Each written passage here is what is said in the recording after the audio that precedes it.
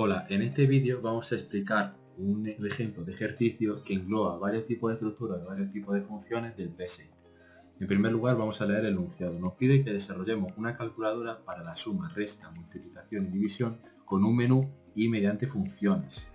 Debe de llevar acumulada la última operación. Esto quiere decir que si por ejemplo en la calculadora hemos sumado dos números, nos debe decir que la última operación ha sido la suma, y así consecutivamente con las cuatro operaciones. Además dice que desarrollemos un algoritmo que permita leer 10 valores y almacenarlos en un array, es decir, que nos va a pedir que introduzcamos por consola 10 valores y eso lo van a introducir en un array, en cada una de las posiciones del array. Y después esos datos, esos valores que vamos a introducir, se van a mostrar por consola de forma contraria a cómo lo hemos introducido. Por ejemplo, si hemos introducido un 2, 3, 4, nos va a mostrar por consola 4, 3, 2, 1, ¿vale? Pues nada, nos vamos a ir primero a aquí, que aquí es donde empieza el algoritmo, ¿vale? Esto de aquí arriba son funciones, ahora la explicaremos. Empieza definiendo una variable llamada opción, que va a ser la opción de la calculadora, de sumar, restar, multiplicar, dividir, y lo vamos a definir como entero, porque va a ser 1 sumar, 2 restar, 3 multiplicar y 4 dividir, ¿vale? Luego vamos a definir dos números como real. Estos son los dos números que van a participar en la operación, número 1 y número 2. Y luego vamos a entrar en un bucle, lo que sería, para que nos entendamos, un bucle do while, ¿vale? En este caso es repetir hasta que se cumpla una condición, ¿vale? Vamos a repetir esta estructura, este conjunto de sentencias hasta que la opción que introduzcamos por consola sea 0. Ahora veremos por qué. Nos va a pedir primero que introduzcamos el primer número, lo leemos y lo metemos en esta variable.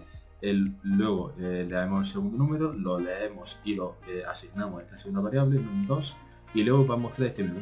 Introduzcan la operación que desea realizar. El 0 es salir, la 1 la suma, 2 resta, 3 multiplicación y 4 división. Y luego lee la opción que queramos de estas cuatro. De estas cuatro u otras, ya veremos por qué, ya veremos qué pasa si no introducimos un número entre el 0 y el 4, ¿vale? Entonces eso, de esa opción y realiza y llama esta función. Entonces se pasa el primer número, el segundo número y la opción. Y esto se repite tantas veces hasta que la opción que introduzcamos por consola sea 0, que es la opción de salir, ¿vale? Entonces se ejecutaría esta función calculadora. Vamos a ver qué hace esta función. Esta función recibe como parámetro, como hemos dicho, el número 1, número 2 y la opción, ¿vale? Definimos luego la suma, la resta, la multiplicación y la división como reales, ¿vale? Estas son las cuatro operaciones que va a tener nuestra calculadora. Y luego hacemos lo que es lo equivalente a un switch en programación, una estructura de control en la que indicamos que la variable que va a participar en esta estructura de control va a ser la opción, ¿vale? Dependiendo de si la opción es 0, 1, 2, 3 o 4, va a hacer una cosa 0. Pues nos va a escribir por consola que hemos elegido salir 1. Pues en la variable suma que hemos definido como real, se le va a asignar la suma de num1 y num2, que era la variable que se metían como parámetro. Y entonces se va a escribir que la suma de num1 más num2 es igual a la suma, que es el resultado de la suma de estos dos. Y eso pasaría igual con la resta, donde se hace lo mismo, primero se hace la operación y luego se muestra por consola, la multiplicación donde se hace exactamente lo mismo y la división donde se hace exactamente lo mismo. Nótese que si hubiéramos definido la división como entero, al hacer la división, bueno, también hubiéramos tenido que definir como entero los números num1 y num2. Si hubiéramos definido esas tres variables como enteras y hacemos la división de, por ejemplo, 3 entre 2, al ser 1,5 y estar trabajando con variables enteras, se guardaría como valor de división 1 en lugar de 1,5. Por eso es importante en este tipo de operaciones coger y definirlos como real, ¿vale? Entonces ya eso serían estas 5 primeras opciones, y luego el default, que es en programación, en este caso se llama de otro modo y se escribiría por consola que la operación introducida no es válida, que probemos de nuevo, ¿vale? Y ya justo después de esta estructura de control, de este switch, que es según hacer no sé qué, se ejecutará este otro método, última función OEC, ¿vale? ¿Qué es esto? Pues es lo que he comentado antes de que debe de llevar acumulada la última operación. ¿Por qué? Porque se le pasa la opción, ¿vale? Y si la opción está comprendida entre 1 y 4, es decir, si se ha elegido sumar, restar, multiplicar o dividir, entonces va a mostrar por consola que la última operación ha sido la suma, la resta, la multiplicación, la división, simplemente, ¿vale? Y ya está. Y entonces lo último, que es lo de pedir 10 valores, almacenar en un array y mostrar por consola de mayor a menor, es decir, quiero decir, el último primero y el último, quiero decir, el primero y el primero el último, ¿vale? Eso quiere decir que vamos a primero a definir un contador, un número como real, en la dimensión de nuestro array, que vamos a decir, como hemos dicho, 10 valores, pues tiene dimensión 10. Ese array va a contener 10 elementos. Primero escribimos por consola que el usuario debe introducir 10 valores, y luego con un bucle for, lo que es el equivalente a un bucle for, que es para el contador, que hemos definido aquí el contador, que empiece en 0 hasta que llega a 9 con paso 1, ¿vale? De 0 hasta 9 con paso 1 a hacer. Y entonces esta sentencia se va a ejecutar 10 veces en total. De 0 a 9 hay 10 pasos.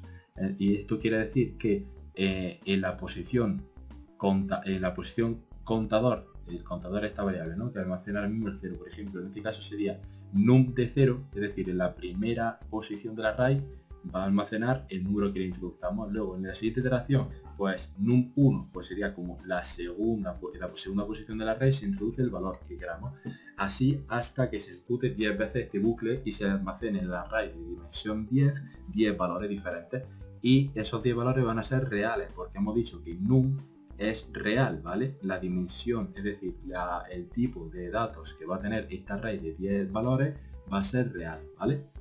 Y ya por último, esos 10 valores introducidos e invertidos son, y se hace lo mismo, un bucle for que va a recorrer desde la última posición, que es la novena, porque recordad que los arrays empiezan en 0 hasta la 0, con paso -1 va a ir 1 a 1 hacia abajo, mostrando todos los valores que están almacenados en el array. Ahora vamos a probar este problema, este ejercicio, para ver que funciona. Le tenemos que dar a ejecutar aquí, en este simbolito, y bueno, nos va a pedir que introduzcamos el primer número. Por ejemplo, vamos a decirle 10, ¿vale? Y el segundo número va a ser el 5. Y nos dice, introduce la operación, pues vamos a decir la suma. La suma de 10 más 5, 15. La última operación realizada fue la suma. Lo mismo pasaría con el... Ahora nos vuelve a pedir otro número, ¿no?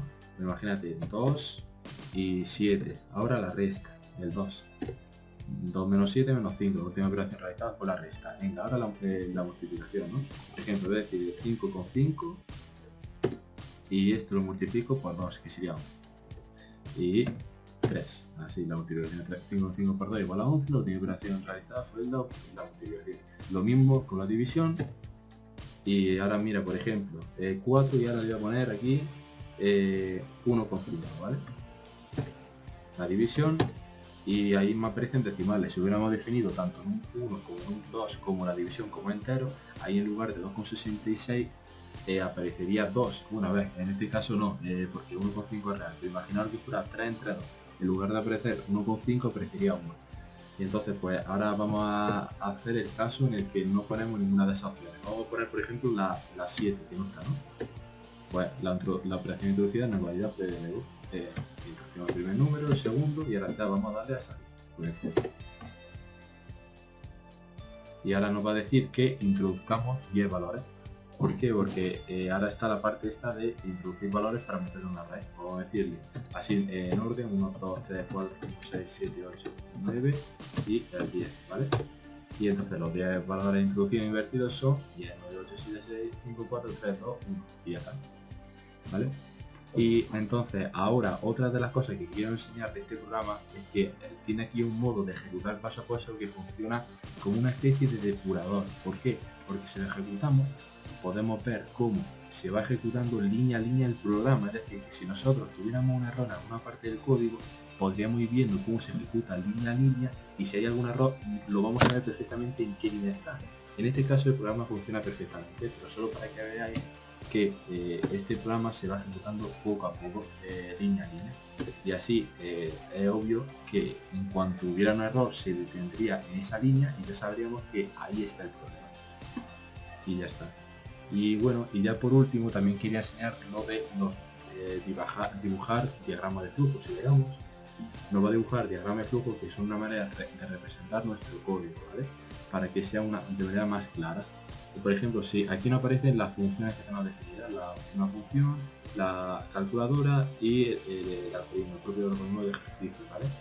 Y aquí podemos ver cómo empieza el algoritmo, definiendo la opción como entera, el número 1 y 2 como reales, nos pide una entrada de un número, otra entrada de otro número, nos muestra por consola el menú, ¿no?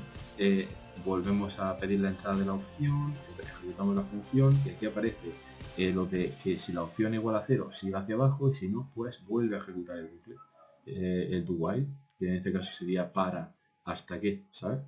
Entonces, pues nada, aquí seguiría con definir ahora el contador como entero, que esto es lo del array, define el número como real, es decir, define la variable, el tipo de variable que va a contener ese array, luego define la dimensión, ¿no? Y introduce los 10 valores, pues este sería la representación del bucle for, que empieza en 0 con paso 1 y hasta llegar a 9 iteraciones, o quiero decir hasta llegar a 9, perdón, sería 10 iteraciones en total. Y ya pues lo mismo con un bucle al revés, empezando en 9 con paso menos 1 hasta llegar a 0, y eso sería todo.